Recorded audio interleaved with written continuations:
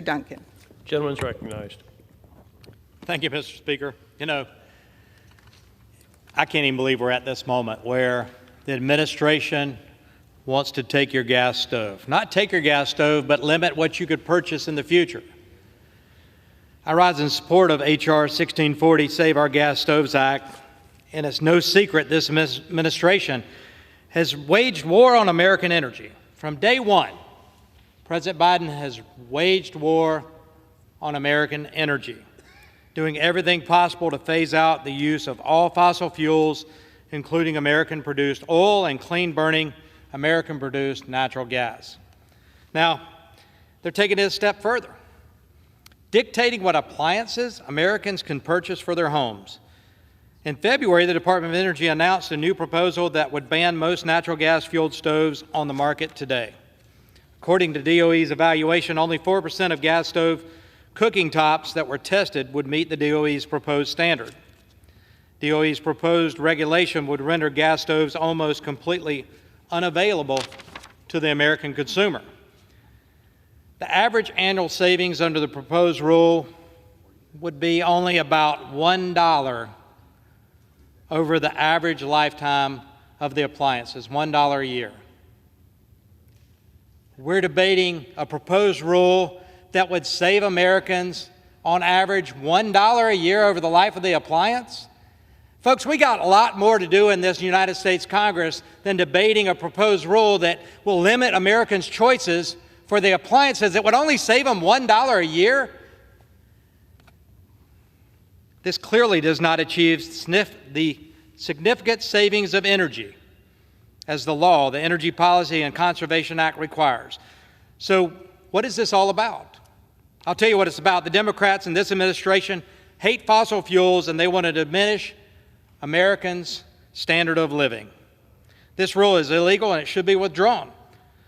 It is not a sincere effort to improve efficiency, but rather a part of the whole government approach to target energy sources that they ideologically oppose. H.R. 1640, the Save Our Stoves Act, which we're debating today, would prohibit the Secretary of Energy from finalizing, implementing, or enforcing the recently proposed rule. It would also prohibit the Department of Energy from reissuing a rule that bans the use of natural gas, which is their goal, is to end natural gas in this country. Natural gas is what got us down to the carbon emissions levels that we've achieved. If you want to approach it from the climate change standpoint, the carbon emissions standpoint, it's been because of natural gas. It would also prohibit the Department of Energy from reissuing a rule. It would clarify that DOE does not have the authority to remove cooking products from the market simply because the fuel product that the appliance consumes. I'm a proud co-sponsor of this bipartisan legislation, and I thank Congresswoman Lesko for her leadership on this and introducing this bill. Americans should be free to choose the cooking products they use in their homes and their businesses, and this bill ensures that. Households that use natural gas for heating, cooking, clothes drying save an average of $1,068 per year compared to homes that use electricity for those appliances. The rush to green and mass electrification efforts pursued by the Biden administration are costing Americans, making everyday life more expensive, all for $1 per year savings. You know, gas stoves today, it'll be gas furnaces tomorrow. They were already talking about that. It'll be gas hot water heaters, then dryers. They're coming after your natural gas appliances because they hate natural gas. Bottom line, day one, President Biden said we're going to end the use of fossil fuels. He wanted to ban fracking, offshore production, onshore production. That's the real reason we're debating this. It's not about the appliance. It's about the war on energy and American-produced energy.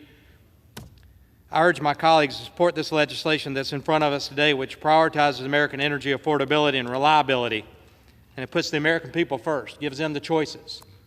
Lets the market determine which choice they can have, and let the consumer choose which one best meets their needs for their family, for their households, for their businesses, as they look at the bottom line in their budgets. Because the intention of this bill, not this bill, but the proposed rule rather, only saves American families $1 a year. Give me a break. I urge my colleagues to support H.R. 1640, and I yield back the balance of my time. Gentlewoman reserves. Gentleman is recognized.